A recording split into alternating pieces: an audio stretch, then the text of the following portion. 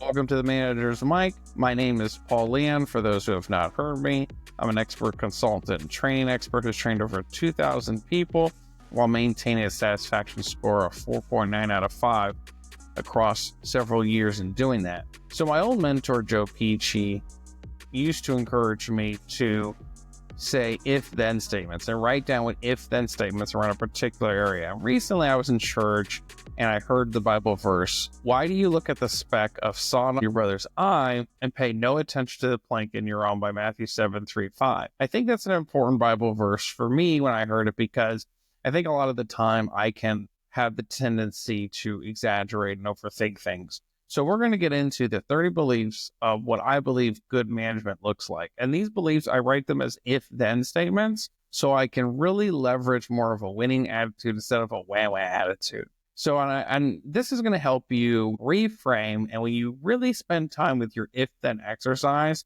what I've learned is it helps me to improve my communication skills, improve my management style, helps me to reframe a lot of odd things that we don't think about. So let's get into it. So here are my 30 beliefs of what good management looks like that I will read to myself to ensure that I can make myself stronger. So here we go. If I have positive habits, then I'm a positive person. If I reframe rejection from reality, then I am resistant to all rejection. If I break down data in its simplest form, then I control the data storytelling. Not everything you measure is always going to be important, but it's important that you always take data down to the simplest form. If you go on my LinkedIn, I publish an article called "The Reality of a Degree from a Dropout."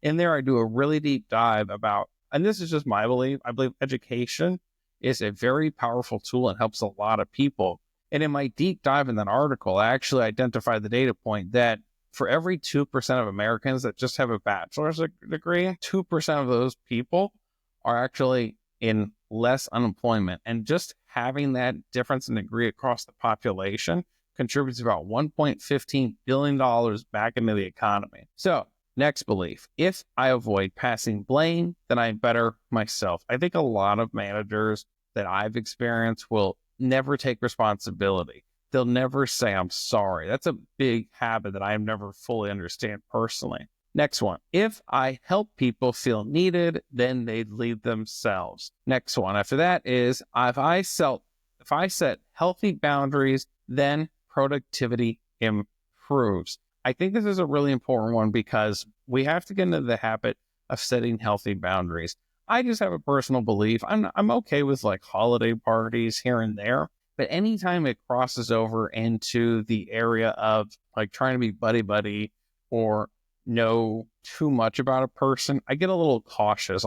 The best manager I've ever had, I didn't even know he had kids for a year.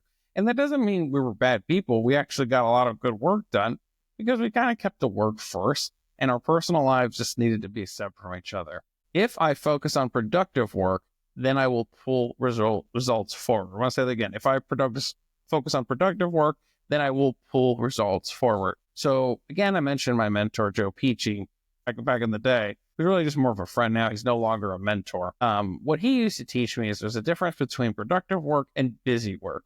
Productive work is anything that moves things forward. Busy work is anything that keeps standing still. Like, I do believe it's important to do the laundry, but if you have to make calls so you can generate revenue or generate consultations, and you choose the laundry during business hours, that's busy work versus productive work. If I check my ego, then I will be better at empowering others. If I micromanage others, then I create a culture of distrust. I don't know about you, I know about me. I personally like to be micromanaged. Although there is a little bit of quid pro quo in terms of working with someone or being a manager, in the sense that you have to show you can do productive work. You have to show that you can earn that trust, especially if you're remote in today's world where a lot of that's under attack. If I overreact to every problem, then I will welcome bigger problems. I know sometimes, have you ever seen the movie Gone Girl, for example? It's a good movie, but one of the things my therapist said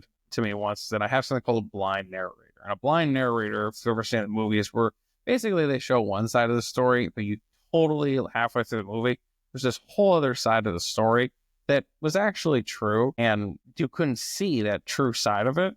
because you get a blind narrator looking at one side. If I prioritize praise, I power up performance in others. So I'm not a big fan of PIPs personally. I think anything that punishes creates lower morale, but anything that praises consistently over time, and the more praise you can give higher morale. If I remain open to being wrong, then I will always get smarter. This kind of goes back to what I was talking about earlier, where a lot of ego sometimes just get in the way of our work. I know, especially when I was first getting into the workforce, I had to feel I had to be the smartest in the room. I had to know everything. In reality, the smartest person in the room is the one who's always trying to learn, not the one who's always trying to earn based on their own base of knowledge. If I apologize for mistakes while owning what I did wrong, specifically, then I will be more influential against the masses. So that kind of going back to what I said earlier, where a lot of people don't apologize, but that's just written in a very specific way so that it can kind of help me define what good management looks like. If I value psychological safety, then I value the mindset of others. This, I think, is a huge one. I know for me, a big catalyst for starting this podcast was I had a pretty heavy psychological event that psychologically broke me many years ago. I was reporting to a manager. It ended not in the way that I would have liked it to end, but that experience, as painful as it was, and just to give you a little context, like I'm not trying to overshare here and say like I have wham-whams when I tell you this, I'm just being real. It was such a bad psychological event that I lost the ability to taste food. Like that's how bad it was. And what I'm thankful for is that now I can take a lot of that pain and gain by giving some pleasure out there by giving away this content. Next one. If I create a culture of ownership, then my team will operate with autonomy.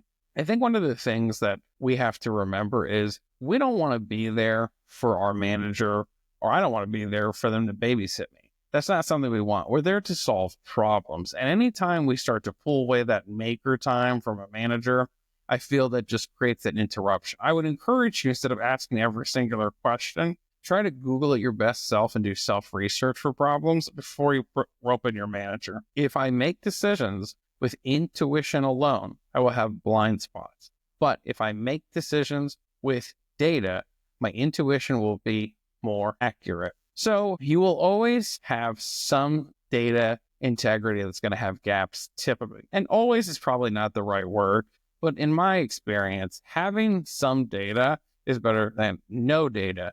So your intuition can be more accurate in serving the masses. If I build strong relationships before I need them, then I will always have support. I think that's a big one for me. If I build strong relationships before I need them, then I will always have support. So, and when I talk about strong relationships, I feel the word rapport is thrown around immensely. Let me just be real, re-reference my old mentor. Rapport is the deepest relationship you can have in business, but it takes time. And it takes time to build trust with either people-oriented people or task-oriented people. You got to spend time with that. And you got to let your due diligence and tenure support that as well. If I hold people accountable with fairness, then I create a culture of responsibility. So responsibility is just taking the action. And sometimes you'll see that in leadership where people will take responsibility for others. Next one. If I remove fear from my leadership, then my team will perform without hesitation. If I support work-life balance, then my team will perform better. If I prioritize deep work, then my team will accomplish more in less time. There's actually a lot of data around putting your phone in grayscale mode. I think that would be something to entertain for yourself. But deep work means something that just doesn't interrupt your flow, something that I think a lot of the times we feel that if we have our smartphone near us, we constantly look at it and that we're doing work. I would encourage you to put your phone in another room, turn it off for 30 minutes and just do work and see how that feels if you're addicted to your phone.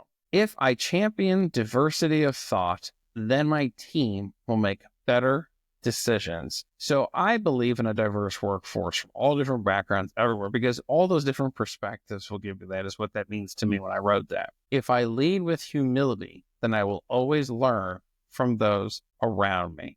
Kind of goes back to what we said earlier, where we talk about being humble and not always being the one that's smartest in the room, but the one who learns the most of the room. If I make room for humor, and I actually like this one personally a lot, if I make room for humor, then my team will work harder and enjoy their work more. And that's just kind of a work hard, play hard mentality. If I focus on what I can control, then I will lead with confidence. If I prioritize long-term vision over short-term wins, then I build something sustainable. If I maintain perspective, then I won't get lost in the details. And that kind of goes back to what I talked with having diverse teams. If I invest in emotional intelligence, then I will handle conflict with grace.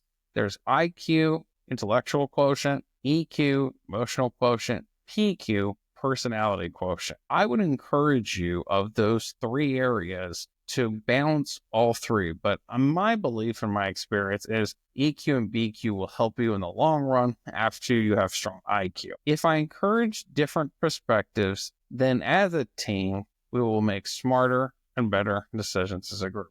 And the last one, if I hold myself accountable first, then others will follow. The one thing you can't control is other people. The one thing you can control is yourself. And that's something that will never change for as long as I've been on this earth and future generations. I believe that universal if-then statement that I wrote for myself is also transferable in a lot of different mediums too.